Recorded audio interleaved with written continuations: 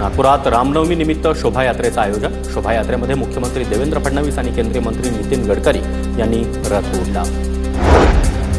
ठाण्यातील कोपरी परिसरामध्ये चैत्र नवरात्र नवमीचा उत्साह। उपमुख्यमंत्री एकनाथ शिंदेंसह कुटुंबियांकडून देवीची महाआरती। मुंबईच्या कॉटन ग्रीनमधील राम मंदिरामध्ये ठाकरेंच्या शिवसेनेकडून भाविकांना ताकाचं वाटप। माजी नगरसेवक सचिन पडवाळ यांच्या सहकार्यानं शाखा क्रमांक 206चा उपक्रम। कार्यक्रमाला अरविंद सावंत, अजय चौधरी, सुधीर साळवी यांची देखील उपस्थिती। विमानतळ प्राधिकरण आणि सिडकोनं 7 वर्षांपूर्वी ओसी दिलेल्या इमारतीवरच सिडकोची कारवाई। गुरुकृपा आरामास रिॲलिटी कॉम्प्लेक्सची उंची अधिक असल्याचं म्हणणं। रस्त्यावर उतरत रहिवाशांकडून सिडकोच्या कारवाईचा निषेध।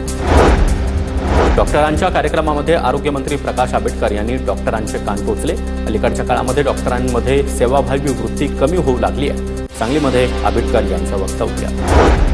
धाराशिवमध्ये डीपीडीसीच्या निधीवरून भाजप आणि शिंदेंच्या शिवसेनेमध्ये जुंपली। राणा जगजितसिंह पाटील यांच्यामुळे निधी थांबल्याचा शिवसेनेचे सुधीर पाटील यांचा आरोप। 21 तारखेला शिवसेनेकडून आंदोलनाचा इशारा।